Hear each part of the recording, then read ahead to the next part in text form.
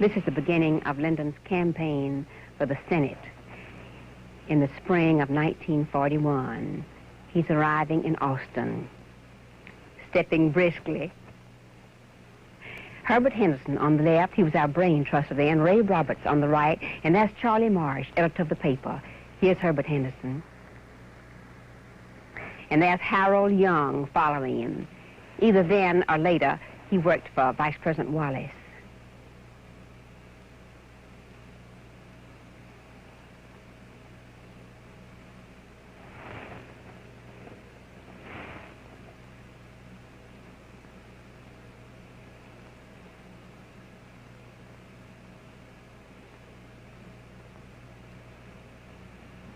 A campaign billboard that was present all over the state of Texas. You remember the famous picture it came from, where he was shaking hands with Roosevelt, in the middle was Jimmy Allred, and Allred was taken out.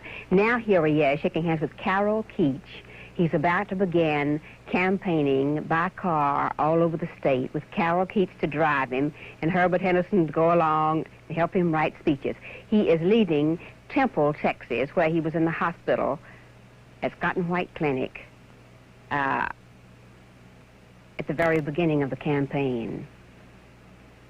A huddle, John Connally on the left, now governor, Herbert Henderson, a very much slimmer Lyndon. This is a rally in Austin. We are being met at the airport by a group of friends, and this is the bus that went all over the state. A caravan of airplanes often accompanied you, and those posters, now here's one of our opponents, Martin Dyes. This is on the courthouse square of some little East Texas town, Nacogdoches, I believe. In a moment we'll see. Look in a moment and you'll see how difficult it is to campaign across about 30 feet of concrete when you're trying to really look into the eyes of your audience. He probably was mad at his advance man.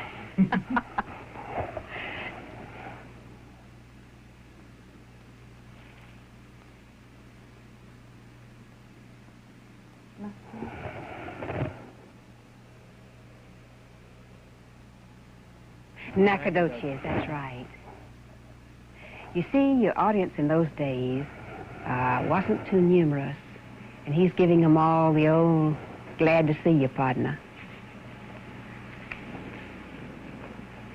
Congressman Martin Dyes was then at the height of his fame as head of the Un-American Activities Committee. His name was known throughout Texas. Look at the faces of the Texas voters as they file past. Now here is another opponent, the young Attorney General, called the Little Red Arrow because he had been a famous football player. You will notice the same gesture repeated. He is on the steps of the courthouse at Marshall, my hometown. Once more, take a look at the electorate as they listen with varying degrees of interest.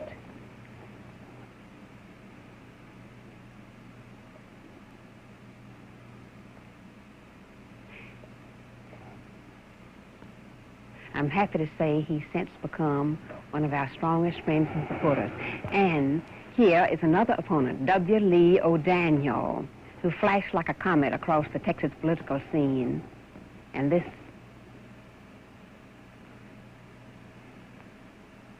is on the courthouse square at Marshall also. You see, there's his daughter will appear in a moment, taking up a collection in a little barrel, and these are the voters assembled to hear their hero. Like an old Confederate veteran. In those days, there was always one in every political crowd. And this is his band. A famous word about him was used to, when he'd come to a question that he didn't know quite how to get into, he'd say, "Strike up a piece." And here comes, "Strike up a piece, Leon." And here's W. Lee O'Daniel himself. Pappy O'Daniel. Pass the biscuit, Pappy. And that is the Confederate monument there. There was always one in every courthouse square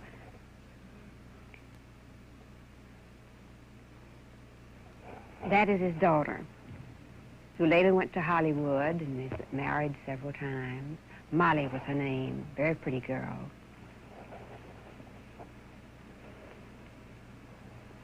She's taking up the contributions. There's the old veteran saying hello.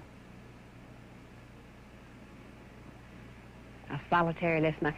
Now there is my little niece, Diana Taylor. She is going around distributing leaflets for Johnson. How darling. You'll notice once more the picture that we use so much with Jimmy Allred blacked out in the middle, bless him. He wouldn't mind. He was our greatest helper. Now, here's a little plane that Lyndon flew all over Texas in. He had just been on a trip to the valley, as I recall, and he is landing at Marshall, not much of an airport, as you'll observe. And he's being met by Cameron McElroy on the left, and here he is with his band. We called her the Kate Smith of the South. This is also on the courthouse square at Marshall. It's just about sundown.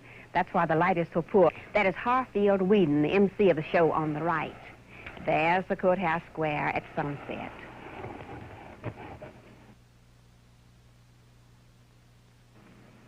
And here's another one. We had 28 opponents in that race. This is one of the lesser ones, John C. Williams.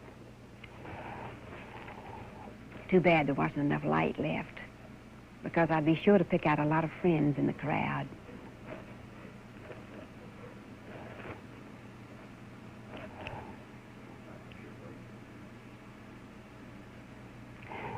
Look at the careful expression on the face of the voters. Now here, on the courthouse steps at Denison, in the Speaker's District, look at the mustaches.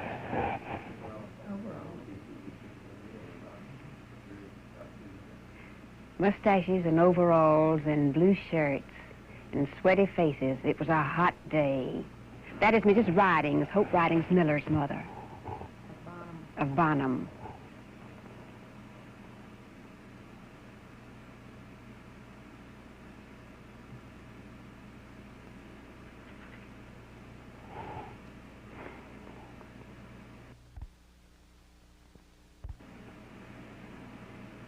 There's a sound truck that went with us, or preceded us, rather, all over the state. Sometimes there would be more than 20 speeches a day. It was a grueling pace. And here he is shaking hands with all the voters. There's a man telling him just how to do it.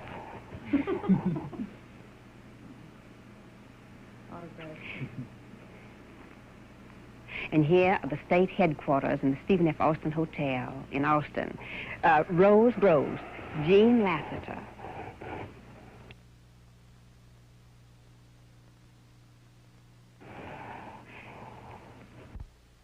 And here is a stenographic pool. Very capably run.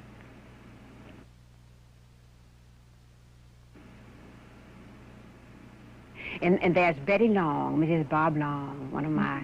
And there's John Conley. And Jake Pickle, now congressman, and Nellie Conley, now the First Lady of Texas.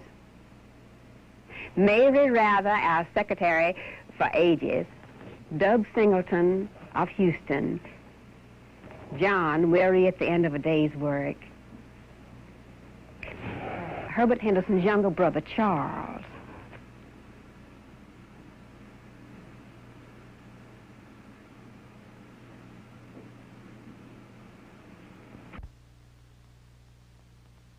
Mrs. Johnson in the bed. In a moment you'll see her voting.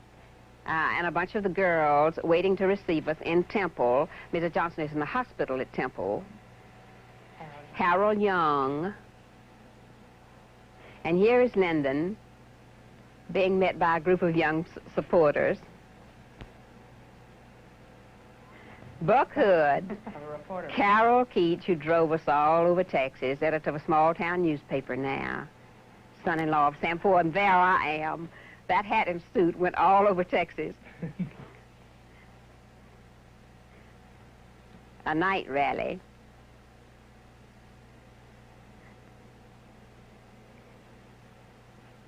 Some of the gestures have persisted through the years. Weight was not his problem then.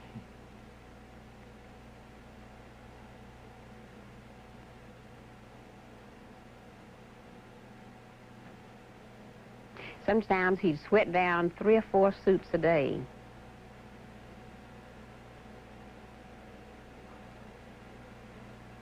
Harfield Whedon over on the right, the MC. All I did in those days was wait and look. This is in competition with the carnival. Never try to do it.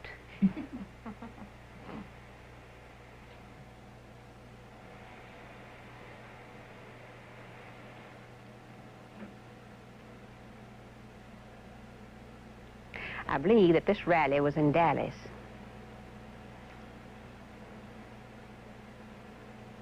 There's Herbert. I think that, see how weary he is. Alice Hopkins was in the, Wellie Hopkins on the left. The wife of the editor, Mrs. Baldwin, on the right. There's Mrs. Johnson just out of the hospital at Scott and White. A little girl presenting roses. And at Lyndon's 2 sisters, Lucia on the left, Josepha on the right, and there's Mrs. Arthur Scott. Mayor Tom Miller. There never was but one mayor like Tom Miller on the left. And now that's a long line of cars. Malcolm Bardwell of San Antonio. Here we all are on the stage, Mrs. Johnson, his 2 sisters, and I, for a big rally in, I believe, San Antonio. There was not much air conditioning in those days. And you'll notice that styles are different, too.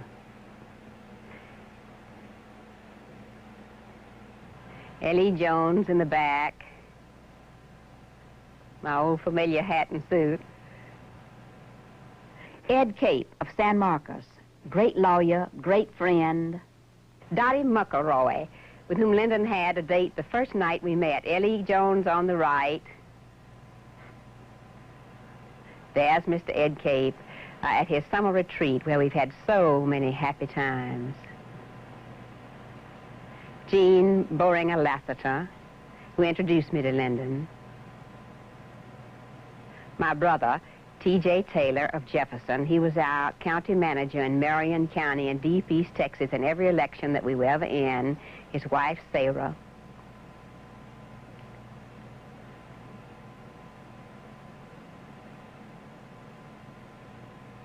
His business, the Jefferson Wholesale Grocery. And some of his clerks and his wife. The second on the left is now Mrs. Curtis Barnes, who's with the Foreign Service and stationed all over the world. One of the few Negro voters in Marion County. He voted in every election. And there's Dottie McElroy Johnson going in. An old Texas newspaper man.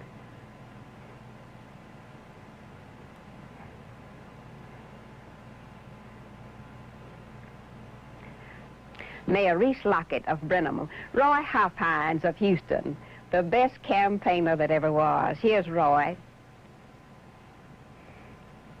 He was our manager in Houston.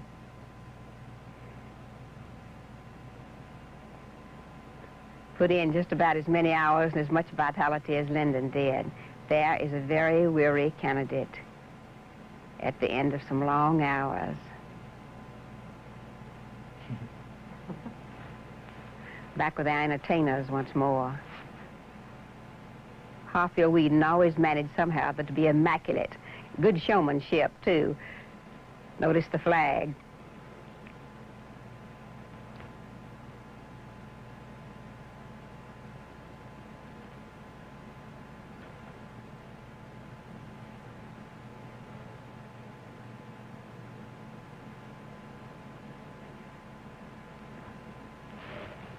Aunt Jessie, I believe.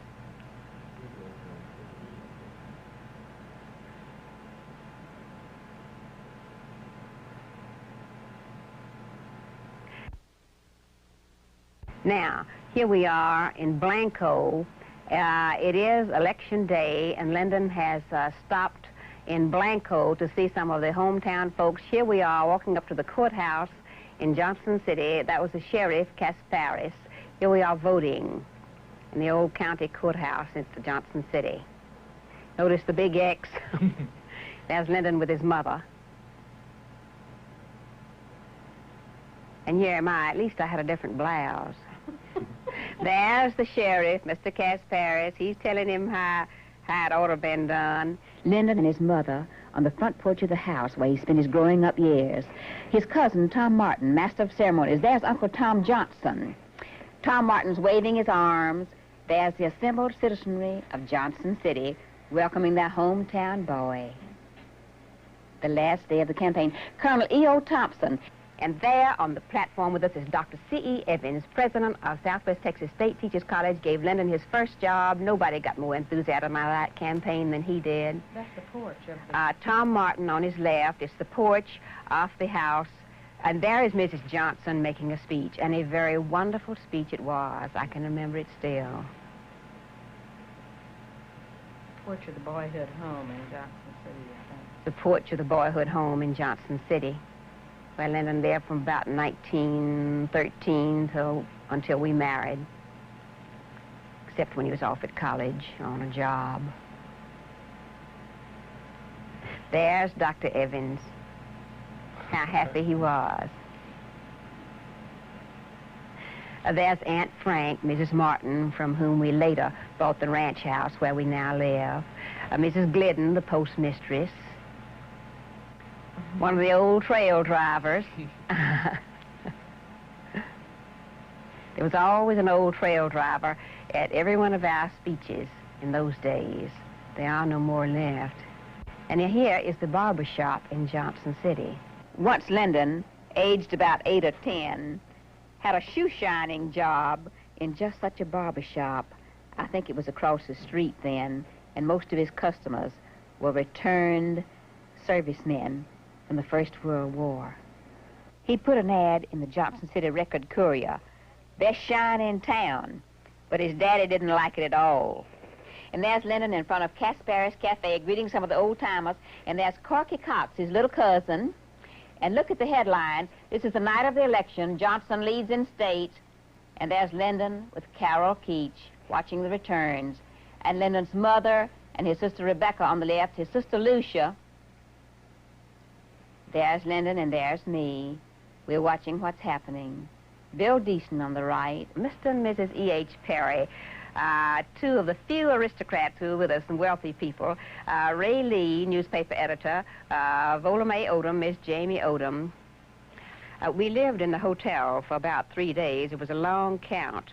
On Saturday night, we were so much ahead that there's John on the left. There's Senator Wirtz on the right. But the newspapers announced us elected.